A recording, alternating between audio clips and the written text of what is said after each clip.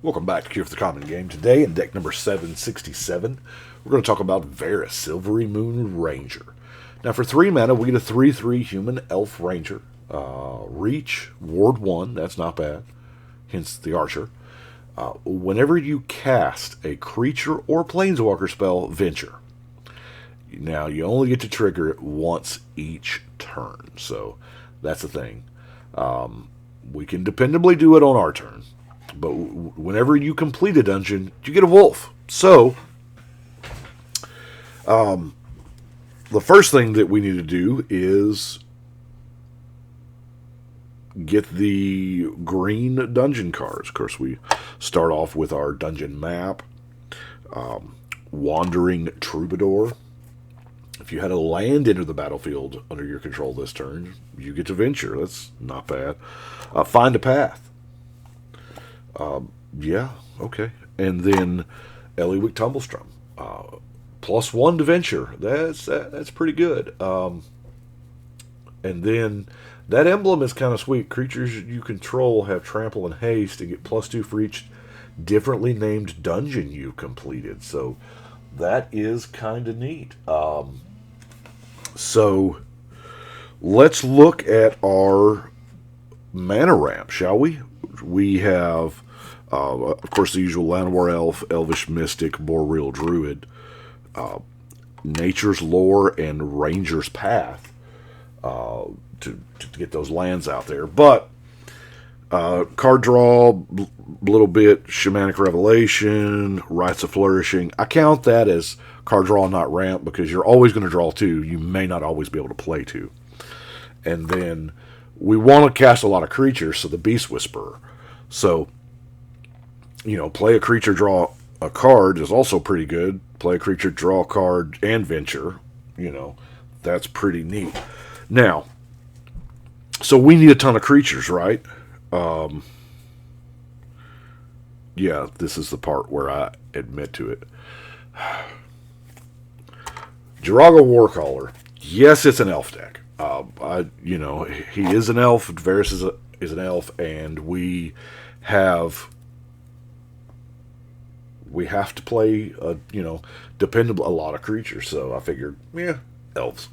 So we have Jiraga Warcaller, Pelt Collector, Gimpalm Strider. The Reckless Amplimancer's pretty good, especially.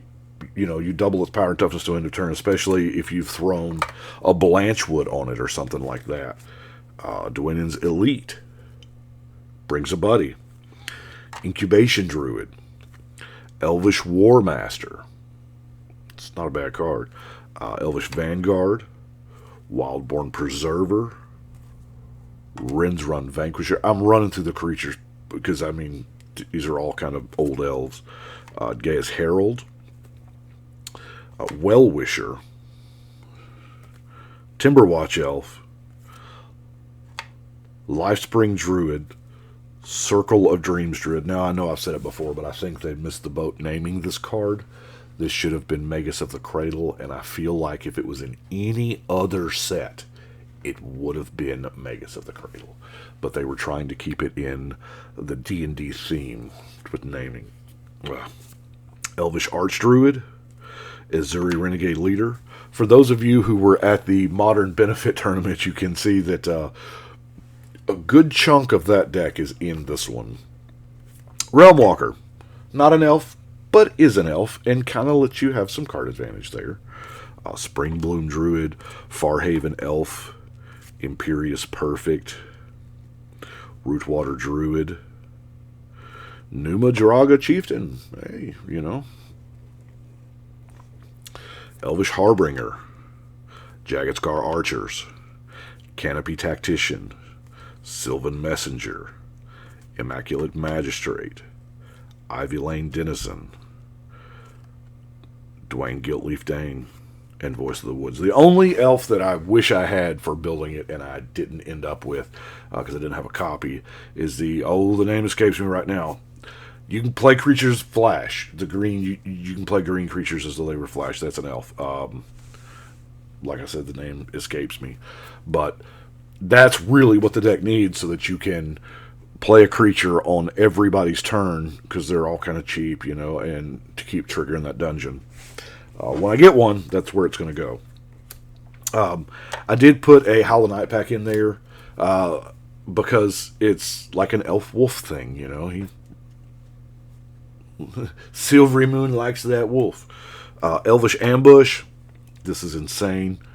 As is the Elvish Guidance. Heroic Intervention. I love that they put that in the precon.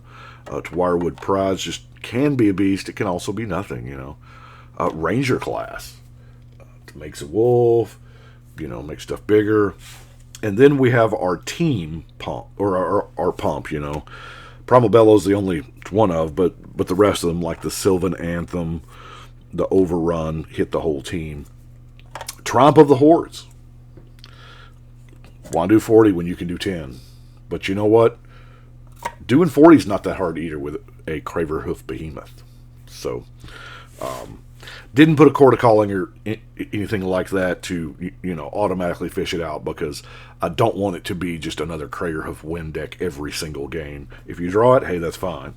But I don't want to, you know, tutor it out every game. Removal, we have got the Mystic Repeal, Plummet, Ambush Viper, mainly because this is what I call the Green Doomblade. It has flash, so if somebody's attacking you, you can flash it out, block it, the Death Touch thing happens. And it also triggers our commander on somebody else's turn. Return to Nature. Rexage is an elf that, you know, kills an artifact or enchantment, and Viridian Shaman, an elf that kills an artifact. So, non-basic land-wise, we obviously have a ton of forest. We have a Blighted Woodland, and then 3 cycling lands in Slippery Karst, Tranquil Thicket, and Desert of the Indomitable. So, that is Varis. Yes, I know it is yet another elf deck that did not have to be an elf deck. I get it. But I feel like it works. And it doesn't rely solely on the whole dungeon thing to actually win a game, right? So, but that is 767. We'll put it on the wall. And, actually, a green deck in green sleeves. That's a rarity, but it does happen. We appreciate you watching, and boy, this is a quick one, wasn't it? We'll see y'all tomorrow. Right now, we've got to shuffle and cut.